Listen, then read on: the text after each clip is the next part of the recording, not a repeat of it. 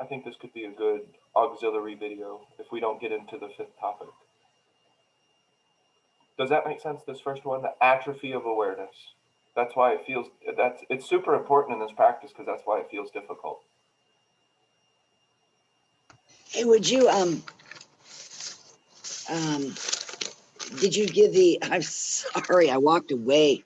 Would you mind atrophy of awareness? I heard you ask, but would you define it? And then I'm going to add it to my stuff. Yeah, the atrophy of awareness is when your mind is not deliberate. You are accumulating an atrophy of conscious awareness or deliberate attention. So because you don't do it, it's like a muscle that just gets out of, it doesn't have any substance to it anymore. It's gone into atrophy. It's shrunk. It's gotten small, and it can't do its basic, function. It can't really do that anymore. So throughout our life experience, we're not really taught and we're not really shown how to maintain a mind that is deliberately engaging the now moment or the moment happening now. So the unconscious mind, or the mind that is literally just like Ida said, leaf at the mercy of the wind. It's just going to and fro, back and forth, up and down, left and right, here and there, shiny object, loud object, exploding object, and then the attention is just going to all of these different things. That is accumulating something. And I call it the atrophy of conscious awareness, or the atrophy of attention. The atrophy effect is because it's not being used. Does that make sense, Jerry? So we're not used to pointing our attention deliberately and on purpose. And so when we go to do it, it feels very difficult. Just like if your arm was in atrophy, even basic movement that the body was designed for would feel difficult. It would feel like the death. It wouldn't feel good at all. So a lot of people have, of course, reported that this practice isn't easy, or it doesn't feel easy. It's like, oh shit, this is super simple. Like, I fucking get it. Third pillar, where's my mind? But, crossing the divide between theory and application, there's a definite moment where this just doesn't feel easy. And the reason that it doesn't feel easy is the atrophy effect. Does that make sense, Jerry?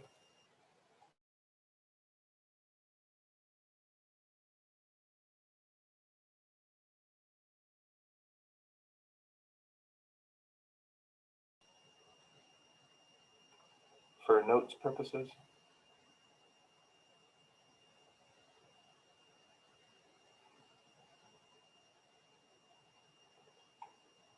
So the three destroyers and the atrophy of awareness are kind of two different things in a manner of speaking, but they're feeding off of one another.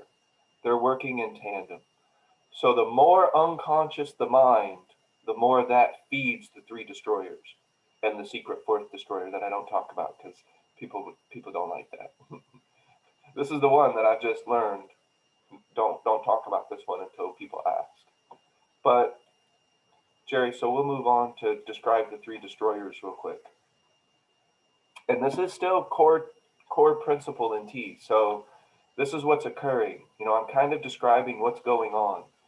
So the first destroyer are biological habit, closed feedback loop. 2, societal, no, social, aha, a workaround, social habit. And number 3, already established habits. And remember, I do not differentiate habit as good or bad habit. So no, I blew that shit out of the water a long time ago. So there's no such thing as good habit or bad habit. All habit is unconscious behavior. And when we're discussing habit, we're not necessarily talking about working memory or muscle memory. So Kung Fu is not habit. It's training. It's doing it repetitively so that the body learns how to move and adapt to new stimuli. So it can't be habit.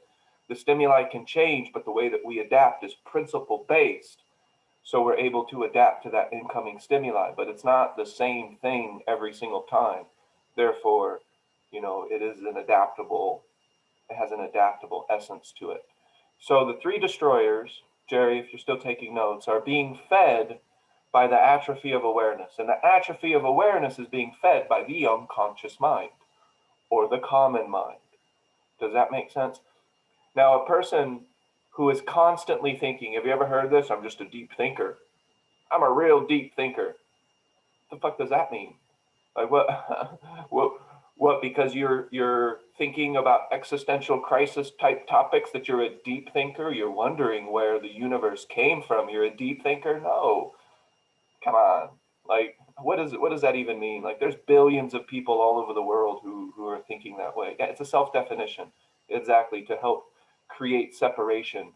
I'm a deep thinker and you're just a superficial thinker. Not everybody's just thinking. Like I'm not here to differentiate or say that one type of thinking is better than the other. It's all still just thinking all the time. Judging, labeling, comparing, contrasting, and violating principle to the nth degree. So the three destroyers are going to be biological habit. So if the mind is unconscious, it will accumulate biological habit quite rapidly. So biological habit, that could be based around things like sex, because that's a biological thing. The desire to procreate became the desire to this, that, and the other thing. So you could have that as a biological desire, how we eat, how we drink, how we move our bodies, if we move our bodies, those types of things, they can all become biological habits. Does biological habit make sense? Mike, are you with me so far? The atrophy of awareness is accumulated because the mind is not choosing its point of attention. Because the mind is not choosing its point of attention, it's being pulled, conditioned. And I don't prefer the word program, although it is a reasonably accurate term. It's too mainstreamy for me. I don't like program. That's not one I'm hip to. Mike, are you with me so far? Does that make sense though? Yep, sounds about right. All right. Hey, Lisa. Thanks for hanging out.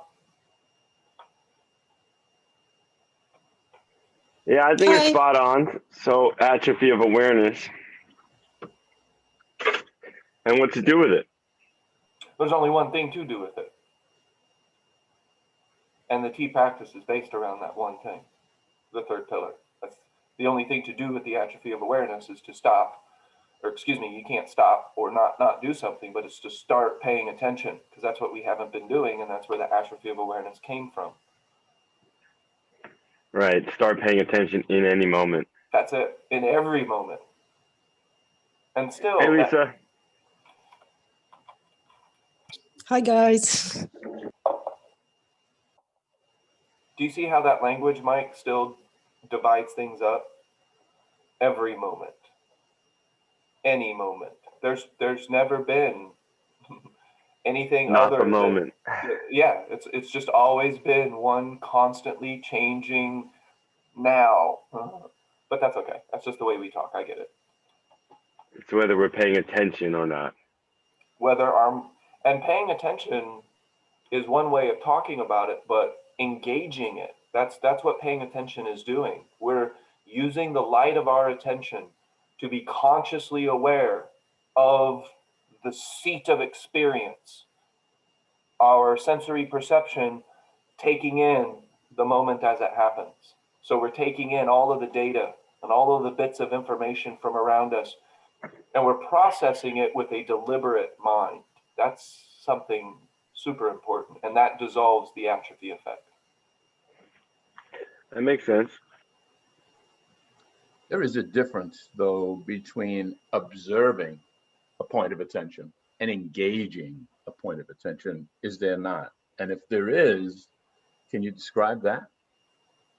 Well, that's a really good question, Gene. So engaging a point of attention and just observing the point of attention, they actually are pretty similar. So if I'm to put my attention on this rock and just observe it, that is still a deliberate, intentional point. But in order for the mind to continue to do that, the atrophy effect can't be very strong in their experience. Does that make sense, Gene? Because if you're just simply just this rock, but your mind is still, a leaf at the mercy of the wind most of the time, you're not going to look at that rock with stillness for very long. But you can actually have a type of stillness to where the mind is engaging, but there's no words, there hasn't been any words, so it feels like you're just observing, you're just the watcher. But yeah, no, the watcher and the idea of deliberate attention are very similar. It's just what we're watching, we chose to put it there. So as the case with this little rock right here, like I'm choosing to put it there. So that's active engagement because there's choice of where my attention is. If I'm kind of just daydreaming and I'm just like looking at this cup, but kind of not looking at this cup, but that's not engagement really. So it really has to do with the quality of attention and how you're doing it. But I really love the idea. Eckhart Tolle talks about this a lot when he says to just be the observer. And I'm like, again, that's the master, air quotes, master's posture. The ability to just be and observe deliberately, intentionally. That requires an accumulation of something. Does that make sense? Without adding new streams of thought, I would think. Of course, that's what Gene's talking about. He's talking about Yeah. just the watcher, which I love it when Eckhart Tolle talks about that. But how many of you guys tried that? How many here heard Eckhart Tolle talk about the watcher, and did you try that? Did you try to just observe? Of course, I did. Yeah. How did that go? It doesn't keep my attention for long. Mm-mm. And so that's where T swoops in and it says, we're going to do the same thing, but we're going to do it deliberately. And the way that we can make sure it's deliberate is by intending it in advance. That's a great way to make sure that you're not hustling yourself. If you choose the color blue at the beginning of the day and you don't pay attention to the color blue all day, you didn't have a deliberate point of attention very likely. You were still a leaf at the mercy of the wind. However, maybe the thoughts for that day, for whatever reason, were just reduced. So you found yourself observing more than thinking and comparing and contrasting. That's a little bit different. It's a very subtle quality of attention, but it is a legit difference. Does that make sense? So maybe you've had yes, Shayna, go ahead. I was just gonna say, yeah, it makes sense. It's in the beginning, it's really difficult to be the watcher, as Eckhart Tolle recommended in the beginning. Mm-hmm. And if I'm just to be frank, I could literally do that all day. Like if I want to, I can go sit out back and just fucking be, and I'm good. I mean, I might need to get a drink. I'll get hungry, so I might need to get something to eat. Like I'm not melting the snow around me with my chi or anything like that. But I can sit out there and be completely fulfilled and entertained and just sit. I'm good. Yeah. Like in the beginning, it's like, I don't have time for this. I don't know what I'm doing. Your mind's just racing. I'm like, I don't get it. Yeah. In the beginning, that's how it was. But yeah, Mm-hmm. now it's like, yeah, I get it now. Yeah, I get it. And Eckhart, I think I haven't read his books, parts of them, but he didn't really tell you how to be a watcher. I'm getting that sense A that he little didn't really bit. give direction. Did he? Did he tell you how to be a watcher? A little bit. He didn't share his story, so you don't have any idea what he really did. But he starts to take pretty common things like paying attention to your hands when you wash them, paying attention to sounds, basic sensory perception. He does offer some of those things, but it's not very systematic. It's not very. I don't know if he did any of those or if he just is. He read a book and he's just sharing. I have no idea. So I didn't find a lot of his tools, in the beginning, all that tangible. They didn't seem, it just seemed like the same old, you know. But that's just me. I don't know. But it's not nearly as specific as what we're doing with tea. Hell no. So I'm not Mhm. sure. I'm not sure you finished your thought on the difference between observing and engaging. Did you? There's really not that much difference. The subtle quality. So if you are going to just observe for any length of time, that's going to become deliberate. You don't do that accidentally. So if you were to sit down and observe something, and if you expect to maintain that for any degree or any length of time, that will require the deliberate nature of your attention. And so there really isn't that much difference other than how we're talking about it. So typically to sit and observe lasts 30 seconds because it's just trying to go straight to no thinking, right? Because observation means no thought. And if we were able to do that, straight off the bat, none of us would be here. So, the answer to the question is a little bit tricky because it can't, I'm observing. So if I don't have thought, what am I doing?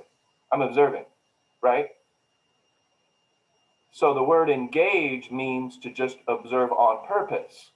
And I can assure you that if you're to look at anything in your room right now and maintain that for 45 seconds, even 45, even under a minute, and your mind doesn't violate that observational factor, because the moment you think, the moment you judge, the moment you feel bored, you're not just observing, you're not just the watcher. So to be just the watcher for even 45 seconds will require a deliberate nature. Does that make sense?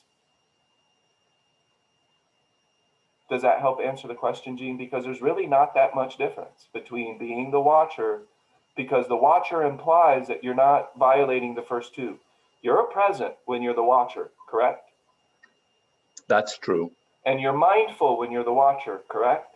That is also true.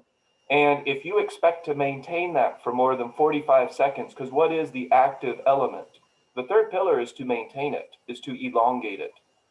So if you just use the first two pillars, that's going to be great for 45 seconds or 30 seconds or 20 seconds until your mind starts to wander.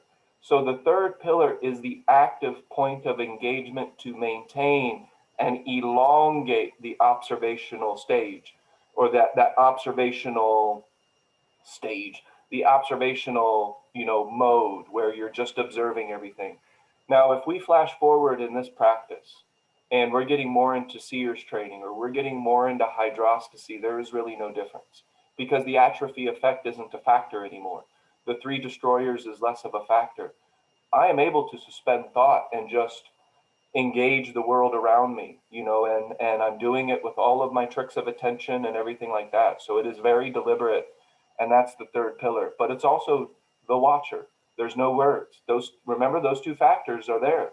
So I am present when I'm doing my practice, and I am mindful, but I'm not just stopping there. I'm choosing the point of attention. So it's that choice factor of where your mind is that makes it. And it is a subtle quality. And to help discover that subtle quality, I recommend in advance choosing your points of attention. So hydrostasy has chosen points of attention in advance. I'm doing it right now. And that is what elongates the watcher.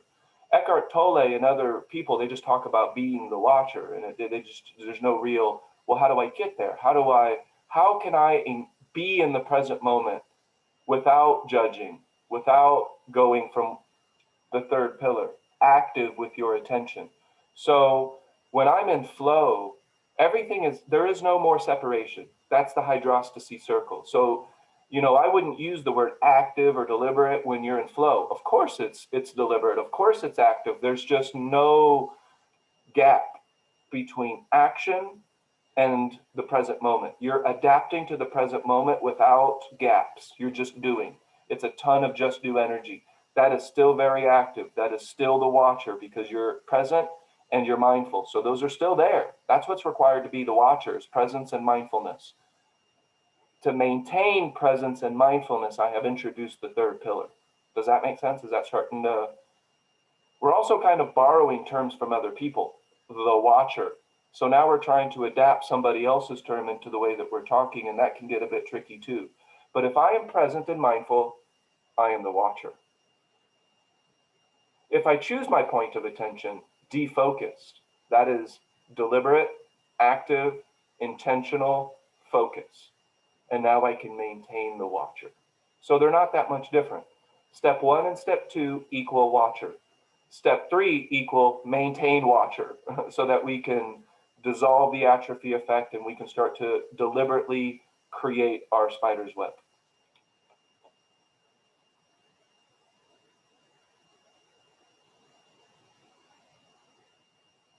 So in a lot of the other books that we read and a lot of the other things that they talk about the first two, presence and mindfulness. And then just, okay, now go out the door. You get that, right? Now just go do it. And so I have provided the third pillar, and that's what brings it all together, helps to sustain it, helps to maintain it, helps to elongate it, helps to embody it. So when you're in flow, there's no differences. You're not the watcher, but you are the watcher. It's just, you're not just sitting there observing, you're actively moving and engaging and doing. How often is the watcher described as that? How often is the watcher described as somebody who's moving and adapting or how often is the watcher just described as, I am just sitting and observing the moment quietly with a clear mind? Yeah, that's why. So I can describe the watcher as something moving, and that's called flow. That's called the optimal human experience. And that's also what the third pillar helps to elongate, perpetual flow, to where your mind is where you put it, your life is going to be where you put it, and that's called conscious creation. So to answer Gene's question, if we're talking about the watcher and just the watcher, that's just step 1, step 2. That's the 2 pillars of the watcher. You must be present and mindful. And good luck with that. Good luck embodying that. I don't know what you're going to do with that other than just try to assume that position. And that might work for a few seconds. And maybe you can do that 100 times a day and you can add that up. But that's not T.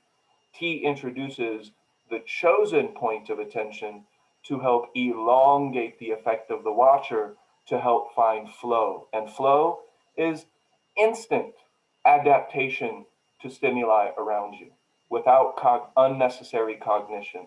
There's no, what's the word that we like to use? Oh, it's efficient. It is the definition of efficiency. Efficiency equal flow. Flow equal efficiency. That's what we're talking about. So when you're playing tennis and you're in flow, you're not taking extra steps. You're not wasting extra breaths. You're not doing things that are, disadvantageous to the goal of the game. You're in flow. So you're doing all the right steps, making all the right moves. Your breath is in synchronization with your movement. And so that flow, now we're not talking about the watcher. Now you are still the watcher though. Do you see what I mean? Because you're still present and mindful when you're playing tennis and you're in But flow. all my attention is engaged in the activity. It's not dissipated anyplace else. It's all Right. in the activity. So when I look out the window and engage a point of attention, which is easy now, snow, as it piles against the tree, I can do that for 30, 45 seconds. And then I watch it fall and a word appears like fall or melt or snowplow. Words show up. So I'm not observing anymore. I'm judging, evaluating, measuring, describing. And so, I mean, you haven't mentioned it yet, but I'm just assuming that 20 more years of this and I'll get better at it. It's not going to take 20 more years the more you embody it. That's the great thing about this practice is we're not just doing it for 20 minutes a day. So if you start to do it for 1,440 minutes a day, it's going to accumulate much quicker. So it's not 20 years, it's not 10 years, it's not 5 years. It just depends on how often you remember to check in. Where is my mind? Also, the diversity of your toolbox. Did you determine snow at the beginning of the day? Because we've really talked about this practice in depth now. So I've described what's the first thing I do when I wake up. I'll use myself as an example because if I'm not setting the example, I can't expect anybody else to do it. What's the first thing I do when I wake up? I start with, yes. Highest and best. Highest and best. Deepest love is the one that I start with first, though. So deepest love is this breath, this body, and this opportunity to exist. I establish my strong base. It's not get coffee. Stop it, Jada. Get coffee is like fifth. I know you're kidding. So, Gene, let's get straight to the point here. Okay? So we're not going to be bashful with this. So, for the past 3 years, I've been describing my practice, and if you're replicating it, you're going to be doing this practice a lot. I mean, it's not, I don't half-ass this practice. So the moment and I'm not saying anybody is, but I'm just giving a difference between what Gene was just describing with the snow and the third pillar, which is a little bit different than just being the watcher of the snow. Maybe in 50 years, Gene, you can just be the watcher of all kinds of things because you're in a perpetual flow that I call hydrostasy effect. That's the perpetual flow where we are the watcher, but we're active at the same time without trying. We're just doing it all the time. And it's still deliberate, it's still intentional, but it gets really tricky to talk about because it's flow. Flow is really tricky to talk about. So I digress. I wake up and I go immediately into creating my strong base. I am alive. I have 1,000,000,000 times 1,000,000,000 synaptic connections. I am a marvelous creature in the universe. I am here. That's my step one. And then step two, I go into the longest reach, enlightened society. Even for just a moment, I imagine that hut or, the house made of, sustainable materials. And, I just look at the enlightened society that they don't need to kill each other. They don't need to compete with one another outside of games for fun. They don't need to do that because they know they're at the top of the food chain. So why do we have to try to tear each other down? Why not just see everybody do good and everybody evolve and everybody flourish? So I look at that for a moment and it fills me with hope. I have a little bit of hope to work with today. That doesn't happen on accident. That's not a habit. I have to choose the moment I wake up to go into my breath and my body, which, by the way, is a point of attention. That's a deliberate, intentional third pillar point of attention is my body. Shayna mentioned that yesterday. She's beginning to embody her own body, attention on her own body almost all day long. Seems to be one of the lowest hanging fruits in terms of the second attention or the background of attention, deliberate attention. So I go into that, and then I go into my highest vision, which is something that's changing, but it's been pretty consistent recently because I haven't really done it yet. But selling my art in the sun, I imagine that. That's what I'm doing today. Hey, I can go to work because this is all just going towards my highest vision. And then I start to engage my points of attention in hydrostasy. Hydrostasy is a practice that I could write down. The 13 points of attention in hydrostasy. I will use defocused vision. I will use proprioception. I have an activated body where I can feel the flow of energy in it. That's all a toolbox, Gene. That's not just haphazardly looking at the snow. No, and that's fine. The snow could be an amazing point of attention if you determine that in advance, we know we're not hustling ourselves. Does that make sense? So my 13 points of hydrostasy are chosen in advance, the sources of light, breaking the horizon. Now, the thing about hydrostasy is my points of attention are intended to balance each other, inside, outside. So I'm constantly balancing my points of attention. That's a hydrostasy thing. You don't have to do that. That's earnest. I'm all about balance. I'm all about principle. So even my own practice is evolving, like Donna said it would. So she was right. She said that the practice would keep evolving and I would have new things to offer. And I got to tip my hat when someone's completely correct, because Donna's completely correct. Now I have something new to offer because my own practice is evolving. But here's the thing. How many days have I been talking about a diverse toolbox? Did that just start this week? Is this the first week that I've talked about a diverse toolbox? Since day one. Since day one. Who here feels like they filled their toolbox today? What about note cards? I would place note cards all around the house. I would write on the walls. I would put things on my body. I would have people remind me. There he goes. Gene has his note card. That is third pillar. That's a way to assure that the third pillar is there because we're doing that. Does that make sense? And what is the rule of three? It's back to the third pillar. That's it. Back to the second ring of power. But as Lauren pointed out, we do it with 3 points because if we need the rule of three, then we must have had some heavy cognition going a different direction. So when I wake up, I engage my practice. I engage my practice all day long, and I don't have to constantly think of new points of attention because I have mine written down. I even shared the note card of hydrostasy that had all of my points of attention written on it that I'm engaging. Yesterday, Jenny was in the call ahead room with me, and she called me out and she's like, well, where are your points of attention right now? Hydrostasy. I was naming them.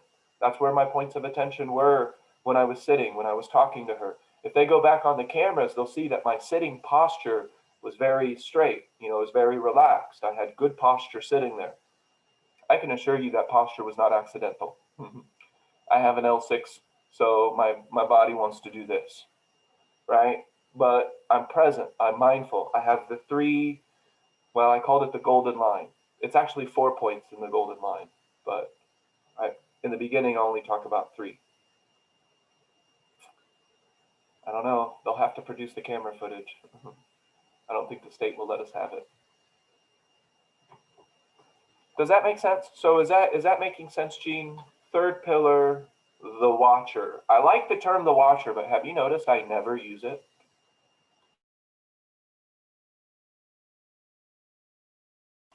Because the watcher is just the first 2 pillars. And that wasn't enough for me, man. Maybe it is for other people. I don't know. But for me, just trying to be present and mindful, I didn't get it. My mind, as Ida was pointing out with the cabin fever, like my mind would always be pulled, or like Gene pointed out, 45 seconds and I'm thinking the word snow. I'm thinking the word snowmobile. I'm thinking the words, fuck, I gotta shovel that. or that's gonna make me sick because I'll get cold, and I don't like cold. That's contrast. And now I feel resistance. And now I'm not using these words in the T vocabulary way. So do you see what I mean? Does that make sense? So that's a great question between the watcher and deliberate attention. What's the difference? Well, in flow, there is no difference. But in terms of talking about things so that we can, discuss them and work with them, the watcher is just presence and mindfulness. And good luck maintaining that without the third pillar. If you can, then you don't need this practice. I don't know what you're doing here. Seriously. If you can just always be present and mindful, then you're the master. You're the ones that how'd you do that? Tell me. I want to know. Like, how did you just learn? Did it take 50 years? Like, what did you do? And I bet the answer will include some third pillar in some way.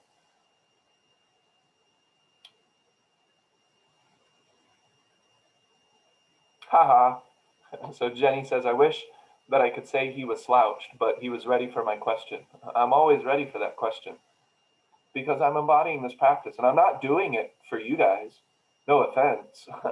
Like, I love you guys, but I'm not doing my practice for you. I'm doing my practice because I want to experience my life. Like, I want to live it and engage it and love it and develop it and evolve in it. And I want to be 110 years old, and I want to look back and I want to say, that's full. Not always elegant. Hey, but I was there. I was really engaged. I wasn't an absent participant in the game of life. No. And so the third pillar, the active element of awareness, Gene, also directly, I don't want to say combats, but it's the opposite of the atrophy of awareness. So the atrophy of awareness is no longer getting energy because we're paying attention on purpose. We're not just trying to go, like Mike would say, zened out, just present and mindful. No, whenever people talk about that, they're not doing anything. They're just sitting. And I saw this meme yesterday and I just immediately clicked out of it because I was like, yeah, there's that again. And it's this guy in the Buddha robes, meditating in the water, and he's like, the master controls their mind, and I'm just like, oh, click. Like, look what that guy's doing. He's in clothing I don't want to wear, with a hairstyle I'm not interested in. I like my hair. I don't want to be bald. He was buff, like he was just this swole, you know, the masculine, image. And he was at peace and controlling his mind in the forest under a waterfall. What the fuck is that? Like, what is that shit? Like, I'm so sick of that shit. I don't want to see that anymore. I think when I first read Eckhart Tolle, that's what I imagined presence or the watcher being, is when I always imagined him sitting on this bench. I always seen him on the bench just sitting there looking at the park. But when I was learning, I was working full time. I was going to school full time and taking care of a family. So I was like, I don't have time to do all of that. So it was like confusing to me because I thought the watcher, you had to like create this beautiful environment or like go sit at the park and, you know, take in nature. But it was a confusion because I thought, well, I have to think about all of these things I have to get done and prioritize and get them all done. I don't have time to go sit on the bench at the park for a half an hour and look at nature so I could be the watcher. So that was what was confusing to me when I first started. So I thought the watcher was, meditation or like going into nature, taking a walk for a long time. So that's what I thought the watcher was. But with tea, it's like the watcher is what you're doing all day. And understanding that like you don't have to think about all of the things you have to get done all day. It's not necessary when you are embodying the presence and mindfulness. Uh, when you embody the presence and mindfulness, it allows the flow to occur in your day so that you can get things done and you don't have to worry about like the list of items that you have to get done for the day. So yeah, I think that's what was confusing to me when I first read Eckhart. Mm-hmm. It was with most things, like in the world, we're seeing, pay me $3,000 to go on this Amazon trip to drink ayahuasca, to sit in this distant land and heal our, burdens of the genetic code of our past. And it's like, okay, that might work. And I'm not going to declare war on that. That's fine. But I don't want to do that. Like, that can't be the way. You see what I mean? Like, it may be a way for other people, but I'm not just going to sit on a fucking bench all day. Like, I didn't see that as reasonable coming from the movie theater with a mind that was anxious, depressed, angry, jealous, in constant psychological suffering. Am I supposed to just sit down on a fucking bench and be the watcher? Thanks, Eckhart Tolle. I could do that for about 30 or 45 seconds. Yeah, it wasn't like clear how you would transition the watcher into your own life. Like, how do I transition to what I'm doing right now, the watcher? That's Right. what was unclear to me. And same thing with the Buddhist look at it. So Long wanted me to go to the city of 10,000 Buddhas so I could learn. What was I going to learn? I was going to learn how to sleep on a brick, and I was going to learn how to take cold showers, and I was going to learn how to clean toilets, and then for the rest of the day I'll sit by the river and watch. And I'm like, yeah, but what about the Illini games? And like, what about like things I like to do, like movement and Tai Chi and my friends? And I don't want that life. Like, that may work for people, a few of them at least. So I'm not judging it necessarily. It's just that's not what I want to do. I don't find interest in that. I don't want to go on your $3,000 retreat. I don't want to go a full week without saying a word in this silent whatever. I'm not interested necessarily in activating my Kundalini energy and things like that. Like, I just want peace and everything that flows from that. And so I'm going to go do my deliberate practice that helps create that, rather than just trying to imitate what other people have supposedly created. I'm not interested in that. So I've just noticed, and I think Shayna and we've been giving examples of that, where the watcher of presence and mindfulness is very often described as this, stagnicity almost, like you're just sitting, You're not doing anything. Now, I think one person is THN. Like, he really shows that, and that was going to be that's the next topic, actually, is Foxwalking. So we describe the four corners of the T practice, and then we just start going straight into deliberate practices. And that's Foxwalking. Foxwalking is one of the most potent deliberate practices that I could offer in the beginning. And it's one that THN, how do you say his name? Anyone? Throw that in there. Teak. Teak. Wait, what? It's pronounced teak. It's teak. Teak. We'll call him Teak. Teak it is. I'm good with that. So I love the way Teak talks about it because it's in movement, but still, he's wearing clothes that I don't want to wear with a hairstyle I'm not interested in, and he has 1,000 followers because he's grown up as a Buddhist. He was born into a Buddhist monastery, and I wasn't. So good for him. You know, that's great. There's so many ways to get to the same point, and I love it. It's fine. That's not for me. You know, I don't want to go join the Buddhahood. I make a terrible apprentice. I'm not really good at following other people's rules, especially if they're not principle based, and especially if they're violating a principle to me of exercising force and trying to control. A lot of people have read the Tao Te Ching where it says give up trying to control, and then they try to control, giving up trying to control, and then they're now into just more control. And I'm not into that. I'm into the act of allowing. Or a mind that is not in resistance to the now moment will engage allowing. So there's really not that much difference between T and the watcher, quite frankly, except for one really important factor. If we can determine our points of attention in advance, we can help elongate the watcher, and we can start to embody the watcher, and we can start to take the watcher with us wherever we go, in all situations, no matter what you do. And that's the beautiful thing about T. And since Jenny's here, I'll just mention this. T is adaptable.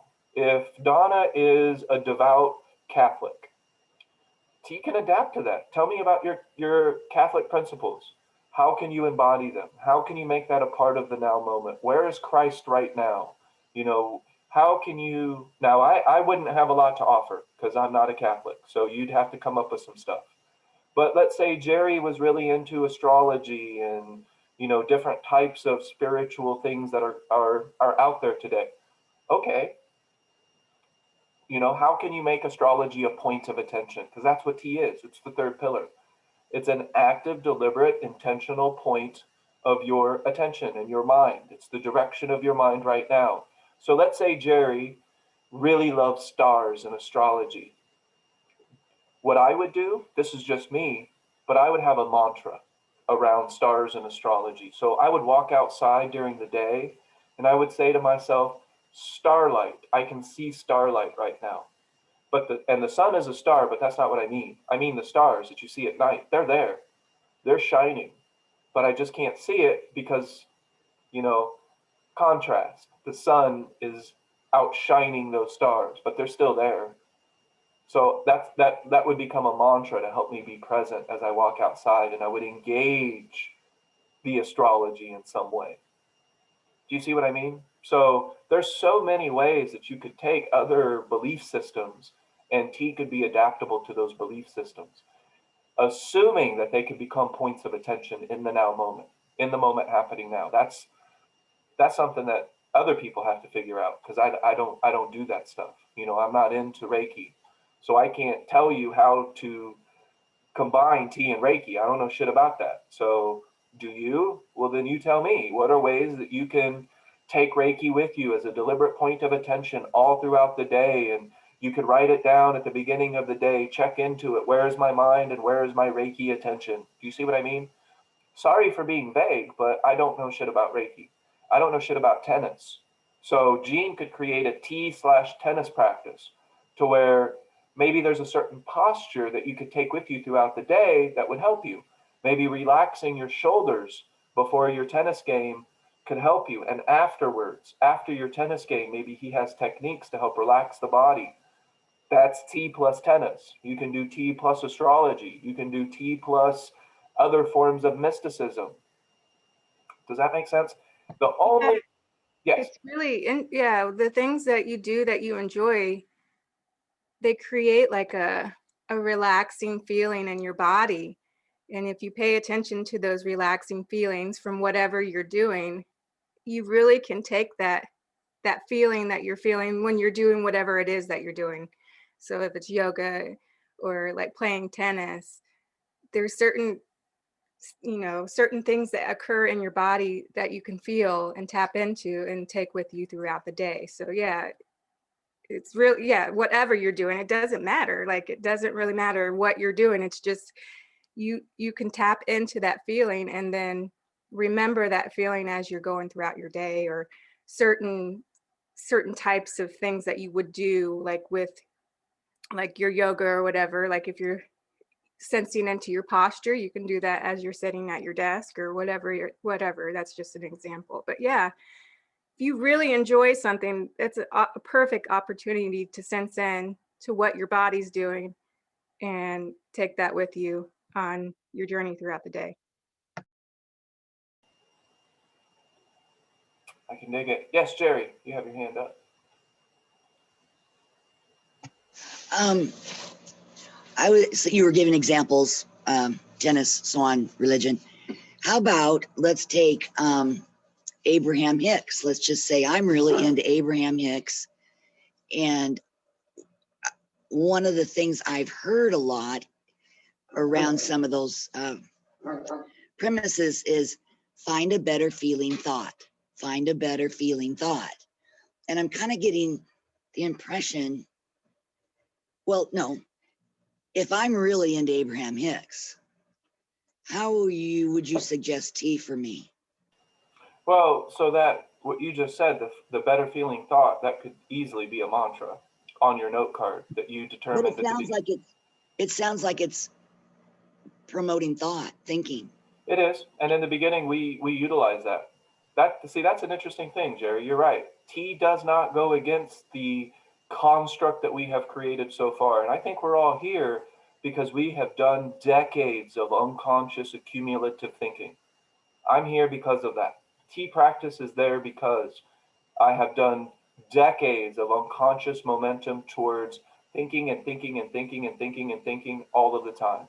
Thinking about not thinking, thinking about the nature of thinking, thinking about how to stop thinking, just thinking uncontrollably all of the time, leaf at the mercy of the wind. And that's why the T practice is here. So if I were to look at T, we do the same thing.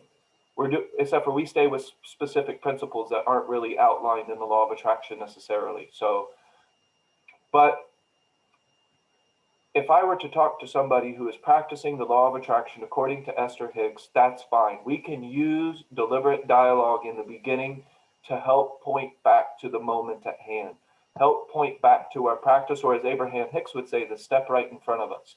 The feeling exists now. So we need to be looking at that feeling now, not later. We need to feel good in this moment to generate more feel good in the next moment.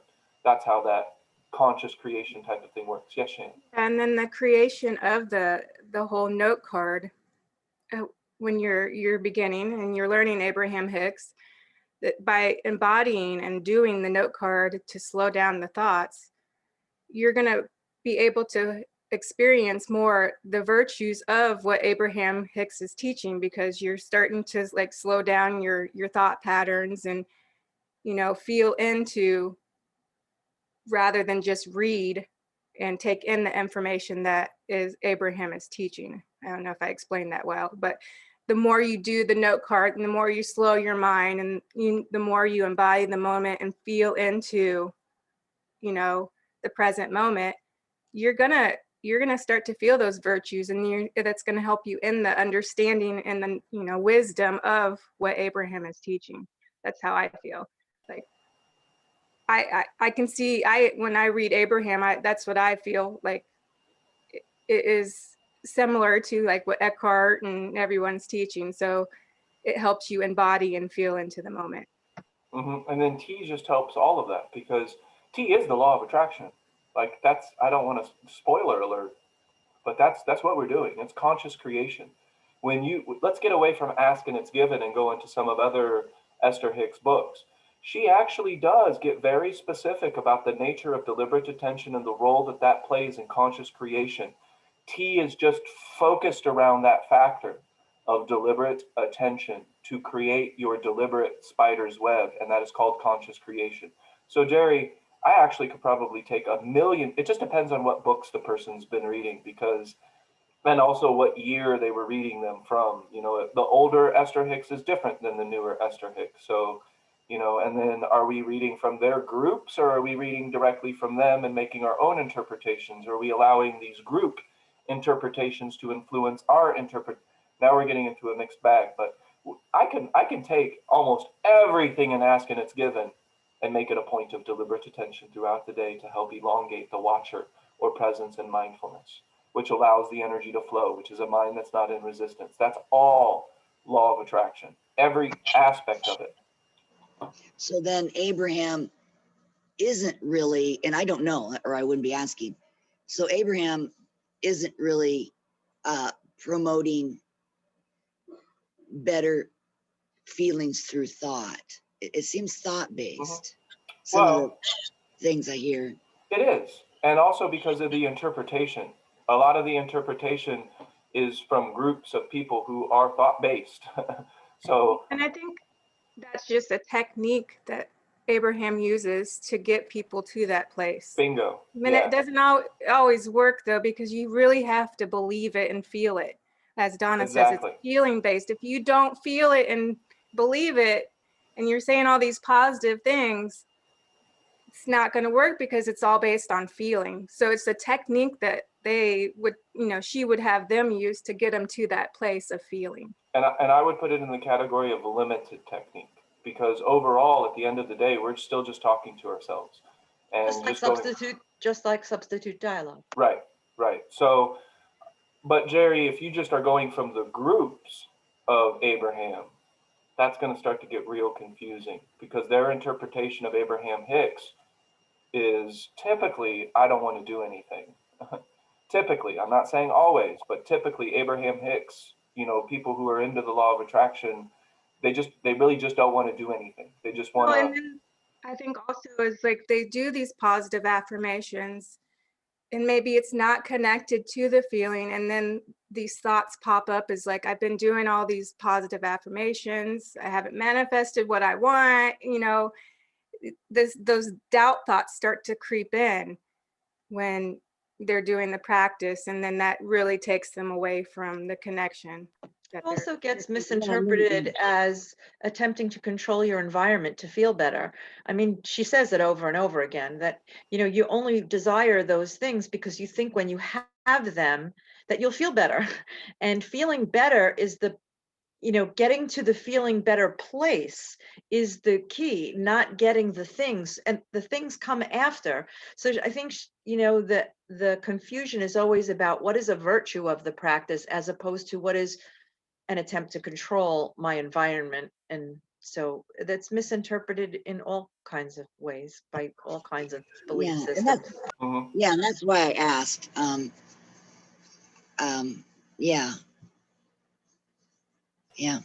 So there is a way, and just the bottom line, Jerry, is can we take whatever this person believes and make it can we make it a third pillar? That's it.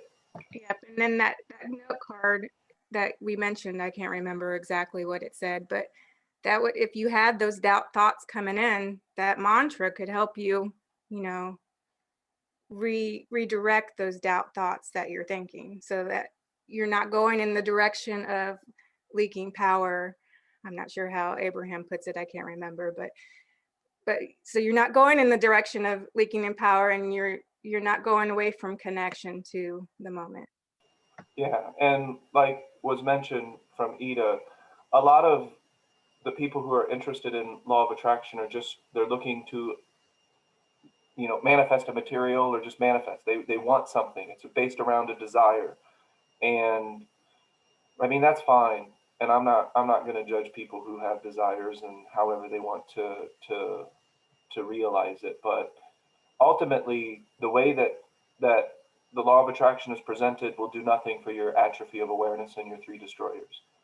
And a lot of it is just based around the fourth destroyer. That's what they're looking to manifest, is just that fourth destroyer. The object of their attention as a result of the atrophy of awareness, and typically entertainment based. I want to live on the beach. I want to have $1 billion. I want a jetliner. I want to go shopping. I want to go to Las Vegas. I want to live it up. I want to be able to travel everywhere and not do anything and never work again and just have everything that I've ever wanted. And it's just easy. And, life is great. And this must be how we level up. And maybe it is. I don't know. But I'm not into all that. I'm into, where is my mind and did I put it there? And when you start to get into Ernest's mind, I start to strip belief. Hey, that's just me. I'm not really into all of these different belief systems. I'm willing to allow the possibility of almost all belief systems and not indulge any of them. Because I don't indulge them. I don't think about them. I'm not interested. I'm interested in the feeling and the derivative that I'm getting from my practice in the now moment. Peace, joy, love, all of those things. That's going to take precedence over, those other things. Hi, I'm sorry, I don't have my raise hand button anymore. I updated my You're Zoom and good. it's not there anymore. You just have to do it like for real now. Huh? That's a good idea. I think that for me, bringing the things that I like to do into my day, like you were suggesting, Eugene and tennis, me and my Reiki, whatever. I found that by doing this practice and by testing it experimentally, I found that when I did it, I felt the virtues of it. So it became desirable to continue to do it. And what I found was the similarities in the things that I like to do, like Reiki, like Tai Chi. I found the principles applied. I found that I could, looking for the similarities and the principles behind tea, made me notice them in my Tai Chi, made me notice them in my Reiki, made me notice the parts of what I liked about those activities and when I felt in flow when doing those activities. The reason why I kept going back to them was because there were similarities in it, and I could apply the T principles, which are life principles, which are living principles, to my practice. And then I could envision my practice in bringing that to my daily life. I could see the Tai Chi in washing the dishes. I could see the Reiki in my Foxwalking. I could see, so it wasn't that I brought those things to my tea practice. It was my tea practice that made me look at those practices that I did with a greater clarity, and it brought more to it to me. And then it by noticing that, I couldn't help but notice that I was able to broaden my own techniques using the things that I individually like to do. So I was able to do what you're suggesting, bringing my activities to my daily practice. But it was because I was practicing tea that I'm able to do that, and I'm able to deepen those practices because of it. Exactly. So I'll just add one disclaimer. So there's one thing that T will not adapt to. One idea, one belief is the idea that this is all predetermined. No, I can actually prove to you that that's not true. You can find we've done it when we find a point of attention and we hold it, and that wasn't a predetermined thing. And if we're going to say that that is a predetermined thing, then I'm just going to bow out, because there's just I have no evidence of that. I have no reason to believe that. There's nothing around me that is showing me that that bird did that thing, and that my dog made that noise, and that my tummy rumbled, and that is the way that it had to be, the way that it was going to be, and that the whole universe has been. Fate is one way to describe that. Yeah. So I'm not into that. So it has nothing to do with the tea practice, and that's a belief I do not participate I'm in. not saying that all of my practices aligned up and that there was like they could overlap over each other. I also found anomalies in some of my practice, but most of the time when I found anomalies, it was because of the way I was interpreting or laying over belief over what I was doing, and tea and enabled me to look at it from a different way, and and embrace it. It mostly had to do with my thought and less about the practice that needed to be revised. Mhm. And so otherwise, though, T can be perfectly adaptable to everything other than predetermination, because predetermination takes away the free point of attention, the freedom of you choosing your point of attention. Because if Jean tells me, well, the gods of whatever predetermine that point of attention, now it's no longer choice. And I reject that thoroughly. So, not going to talk about it either, because I have rejected it thoroughly. Might be ego getting involved. Yeah. You could see that you were on a trajectory of your greatest timeline. I don't know.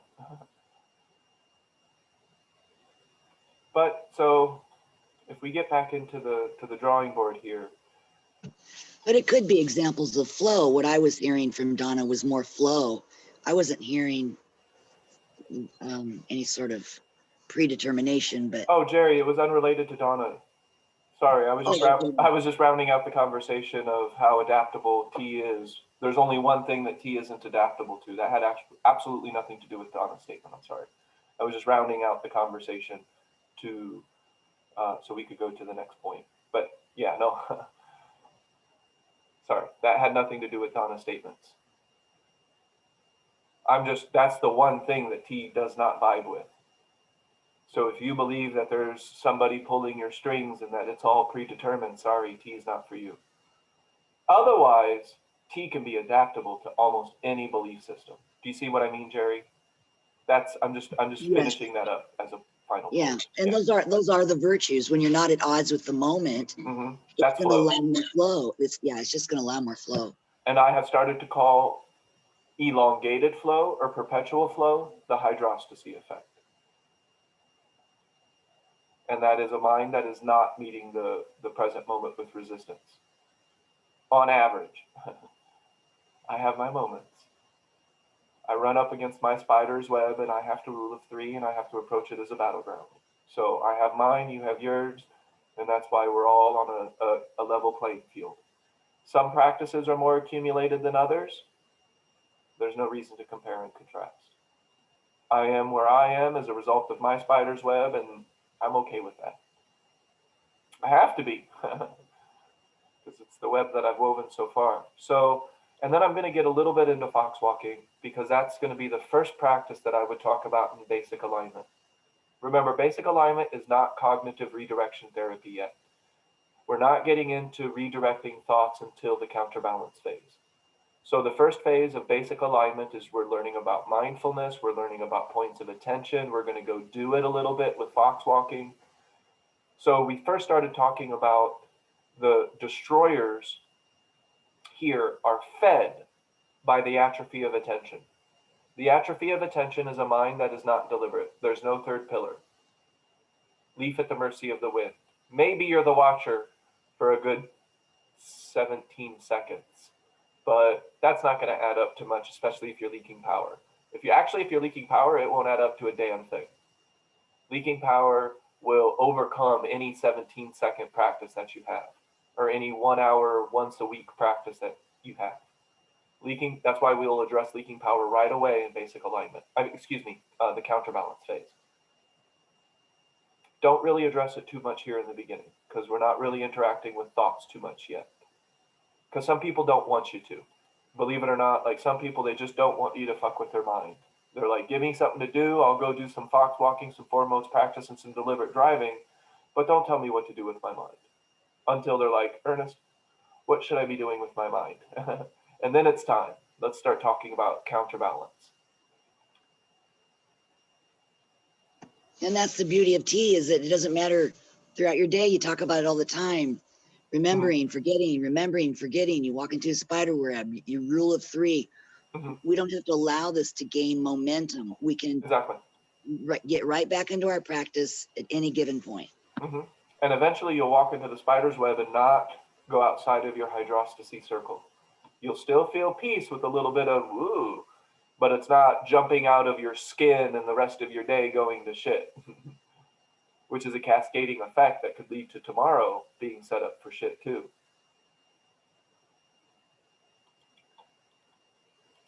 So the atrophy of attention is a mind that is not used to being deliberate. And that's the atrophy effect. That's why this practice feels difficult in the beginning. It can feel a little cold in the beginning because we're going up against an accumulation of unconsciousness, of leaf at the mercy of the wind, of the mind just going to and fro, back and forth, up and down. Here I am, here I'm not. We don't know. We don't really know our geographical location of our mind when we're a leaf at the mercy of the wind. And if you are a leaf at the mercy of the wind, you are 100% more susceptible to developing biological habit, social habit, and reaffirming, reestablishing, and deepening your already established habits. Does that make sense? And then all of that is being fueled by the fourth that I don't talk about very much, entertainment or preference. A lot of our preferences and our entertainment is a part of that tangled web. But I don't like talking about that in the beginning because some people will be like, whoa, whoa, whoa, hey, don't talk about my preferences that way. That's my entertainment, you know. Fine, I'm not going to talk about that. But eventually, everything becomes entertaining. And now everything you're doing is just because you can, not because you have to. Freedom is in having the entertainment or not having the entertainment and still feeling free. But you can have it or not have it. I do things that are entertaining sometimes, and that's fine. I'm entertained, and I'm doing my practice too. That's the key also, is I don't stop doing my practice when I engage entertainment value type of activities. And I don't have to either. I could throw my TV out in the front fucking lawn. I don't care. I'll be fine. I'll find something else. Like I can find entertainment in looking out of a fucking window. Like seriously. My mind is just the landscape of my mind. There's no boredom here, folks. I'm sorry, there's not. So can I find things entertaining? Gene invites me to a play. I'll go to a play. Why not? Do I need the play? No, absolutely not. It's just because I can. That's called freedom. Okay. So any more questions about this? The destroyers.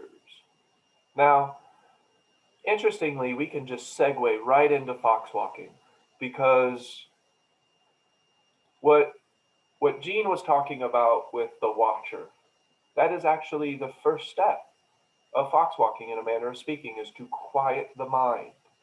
Presence and mindfulness is a quiet mind.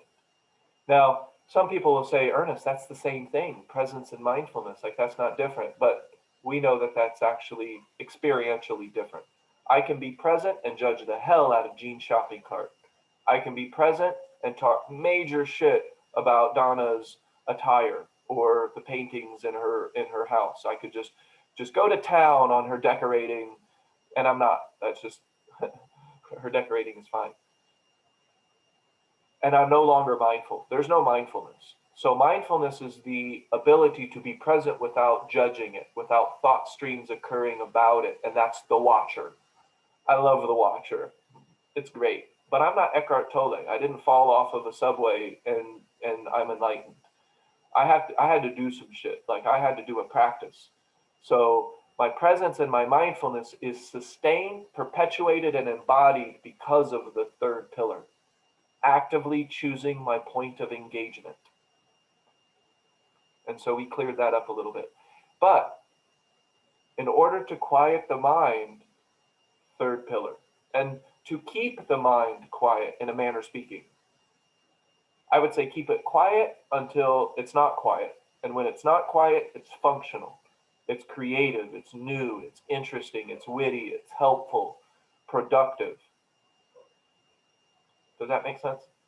So I guess the first thing we can talk about with Foxwalking, and Foxwalking is going to be a series of videos because I just don't think we can get it all, because I'm going to get really specific. So today I'll give one specific point to Foxwalking and the where it comes from.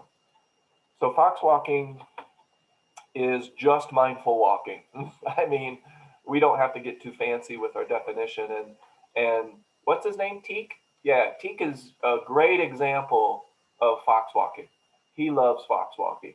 That man just walks around everywhere. And the guy from Kung Fu, who just wandered the earth, he did some major fucking Foxwalking, and I applaud him. So quiet the mind. I actually changed that because before it said quiet the ego, or lose your ego, or dissolve your ego. And I'm like, some people have a different definition of ego. They'll start to go to Freudian psychology. And I'm not interested in that. So I just did quiet the mind to make humility and acceptance. So a lot of people talk about humility and acceptance and surrender and allowing, and there's no order of operations. Well, with this, there is. Quiet the mind, and you have made humility and acceptance. Remember, I kept talking to my teacher about this topic, and he's like, no. I was like, but it's not bothering me. I'm fine. I've accepted it. And my teacher's like, stop saying that. You have accepted nothing. You keep thinking about it all of the time. That is not acceptance. You haven't accepted a damn thing. You just tell yourself that because it feels better for 2 seconds. That's called hustling yourself. I was hustling myself. So I hadn't accepted a damn thing if I keep thinking about it, talking about it, visualizing it, entertaining it, bringing it up. That's not acceptance. But if I quiet the mind and I'm present and I'm mindful, then I have accepted. I am in a state of acceptance. I'm in a state of surrender and allowing. Does that make sense? It's not necessarily active because we haven't implied the third pillar necessarily yet. But if we're present and we're mindful, what is Eckhart Tolle doing on that bench? For the last 20 years, he's been on that bench.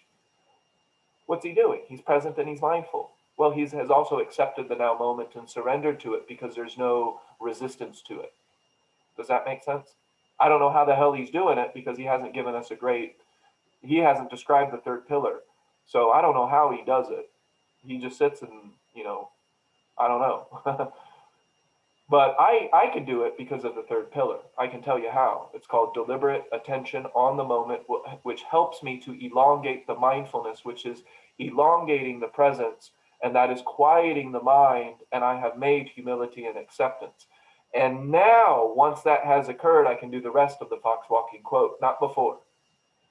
There is no deliberate moving forward if you're still in the cognition of trying to control. So, step one, quiet the mind. And because I have quieted the mind, I have made humility and acceptance. That's the virtue. That's the occurrence of it. Yeah, Shayna, he hit rock bottom, wanted to commit suicide, and woke up enlightened. That's the Eckhart Tolle story. At least that's the first chapter. That's his, he doesn't really tell us how he did it. I don't know what his battlegrounds are. So I guess what you just last said was at one point he made humility and acceptance due to his fault hitting rock bottom and, Okay, let's look at that. Because he hit so rock. I think that for me, I'm not saying everybody has to do that, but that could be where he could have made humility and acceptance. Hold on a second. He made humility and acceptance. No, that's a virtue of the quiet mind. So hitting rock bottom interrupts the normal stream of cognition. And in that rock bottom, then you can have a moment of quiet mind. That's what occurred to me on the bathroom floor when I gave up. I had a moment of quiet mind. And that is because the mind is quiet, that is humility and acceptance. So if you want to maintain the state of humility and acceptance, you maintain the quiet mind. And by quiet mind, I mean a mind that is not in resistance with words, attacking itself. That's what I mean by quiet mind. I don't mean unactive mind. You can still be engaging and vibrant and moving and in flow. But according to the Foxwalking quote that I have associated with the Foxwalking practice, quieting the mind is a result of T. And because we have quieted the mind, we have now accepted the present moment. We have surrendered to the present moment. Now we can adapt to the present moment and move with it. And that is the second half of the quote. So no, humility and acceptance do not occur before quieting the mind. Quieting the mind is the act that results in the virtue of acceptance and surrender. But go ahead, Donna. What did you have to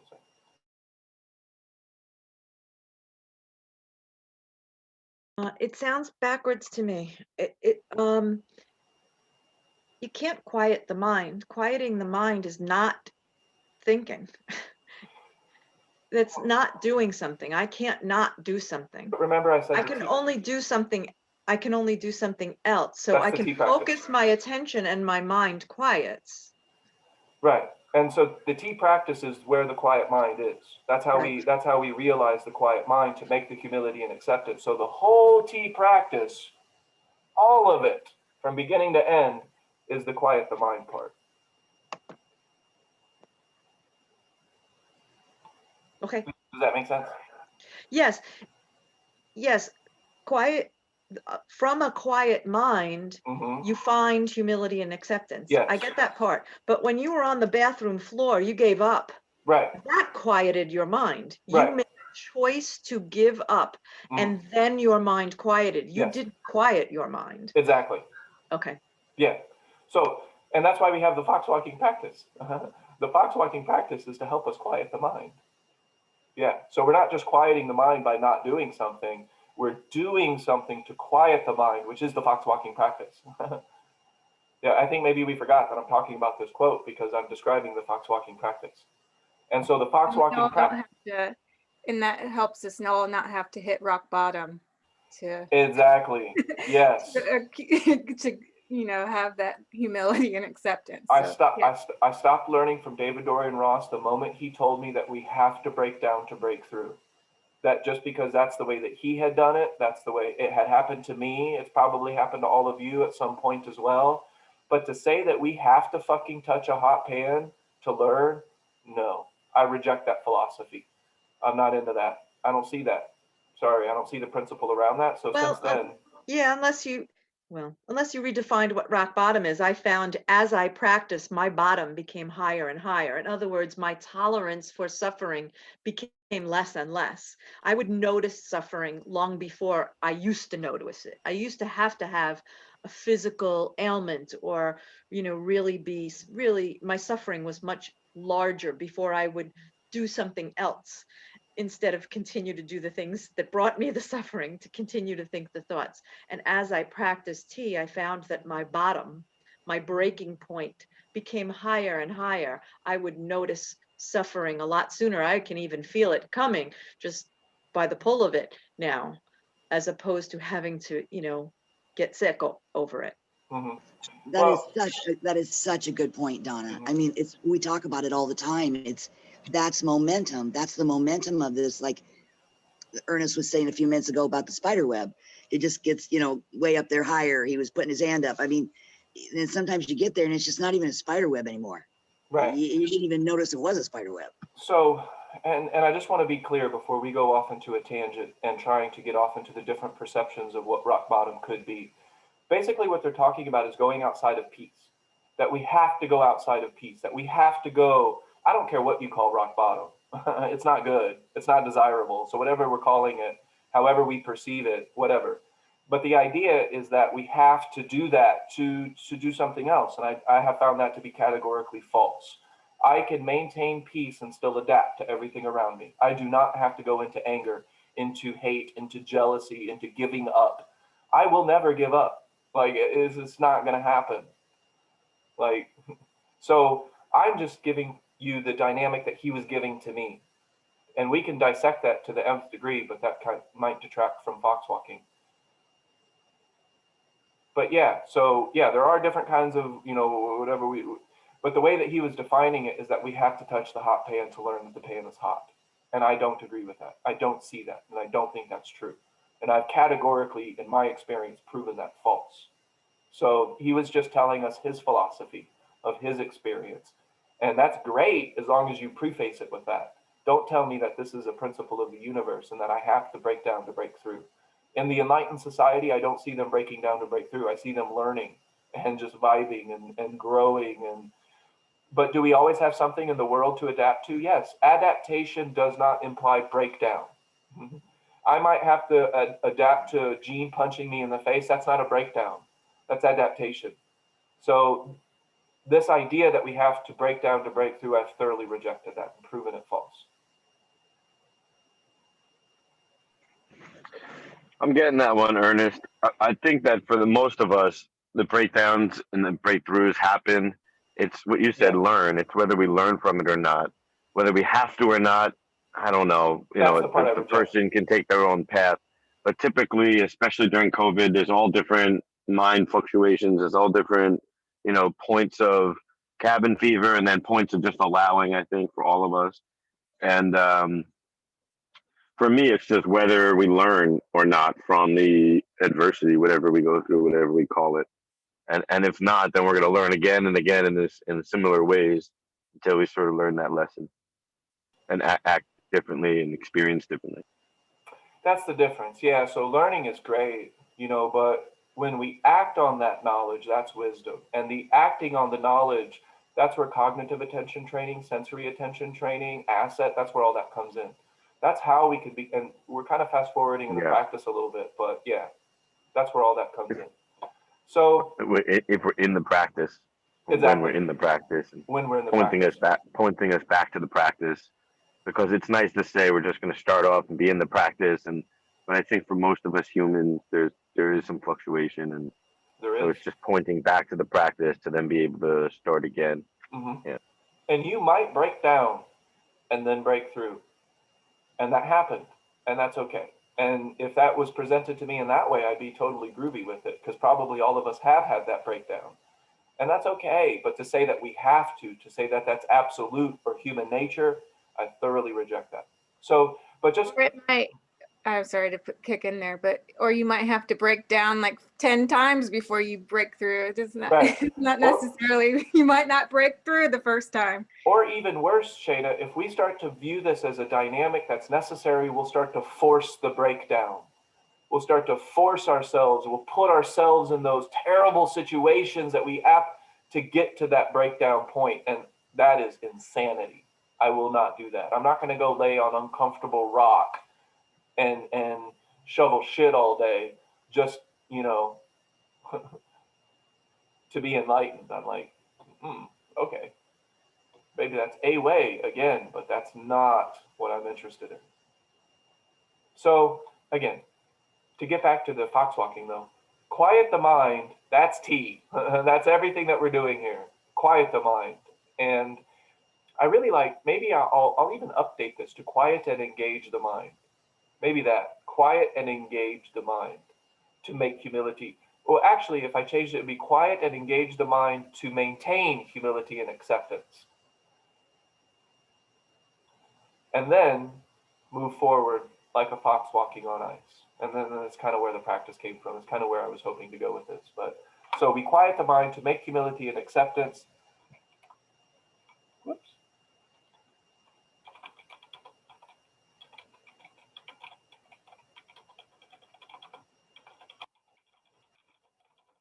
And I changed this a little bit also.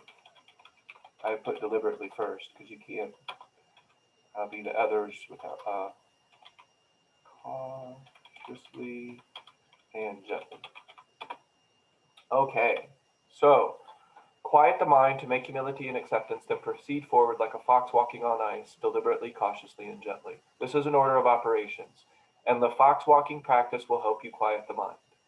T is a part, or fox walking is a part of T, so T as a practice will help you quiet the mind. In the beginning, we use thought because we're thinking anyway. So let's start redirecting the thought, channeling the thought in a manner of speaking without controlling it. Does that make sense?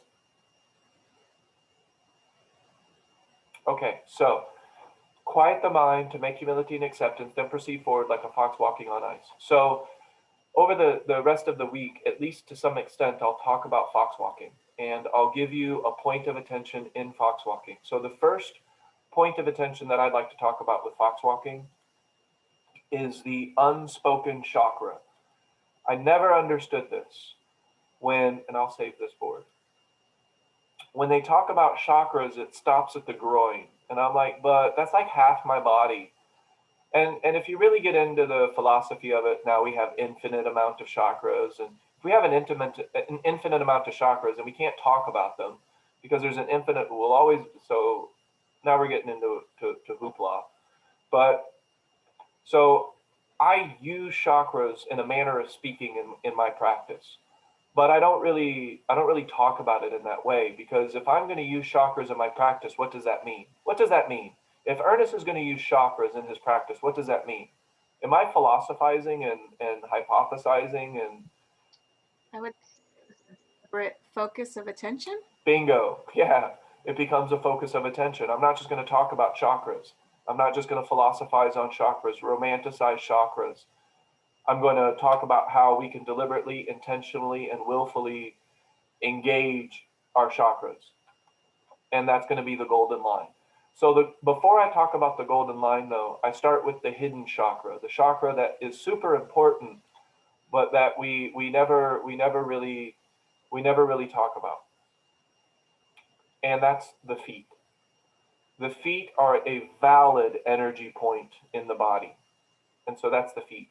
Okay, I'll draw a triangle because this is, maybe I've never really drawn it this way before. I'm going to tell my friend that I'm doing a class right now.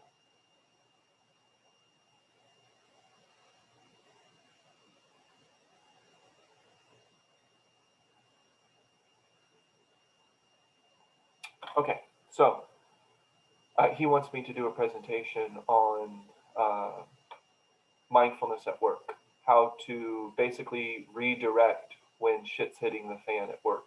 So I'm going to build a presentation and deliver that for him at his company. So the other chakras that we'll work with, and oh wait, I was going to draw an arrow. How do I do that? Yeah, it's like they changed my buttons a little bit. And so this is feet, and this is the golden line.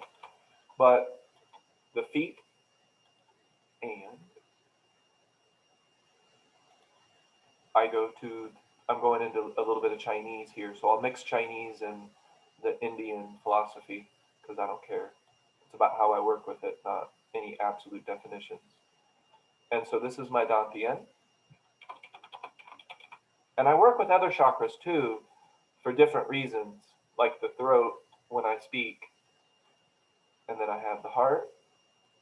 And please forgive the lack of symmetry in this picture.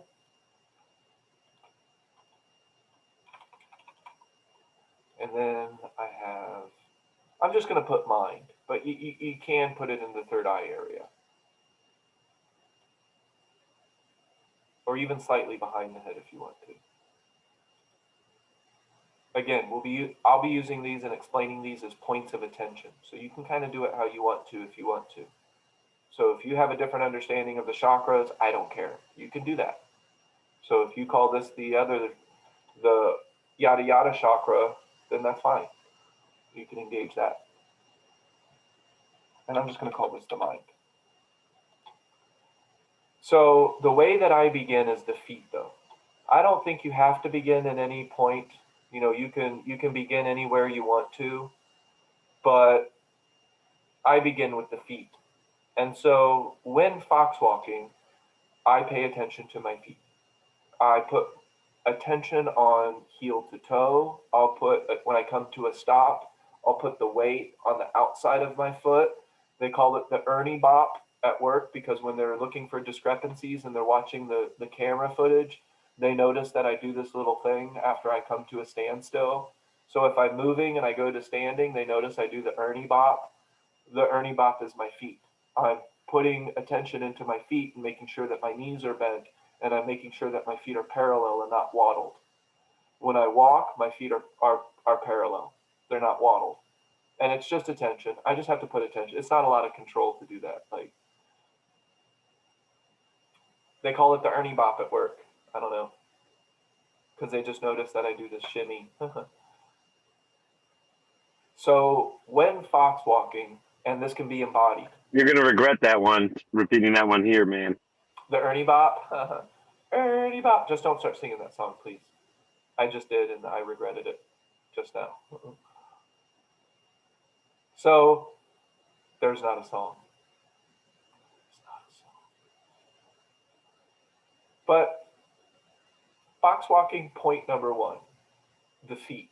The feet can become a valid point of attention, and the feet will help you determine your deliberate pace as well. And then I'll start to get into the Dantian, the heart, and the mind chakra.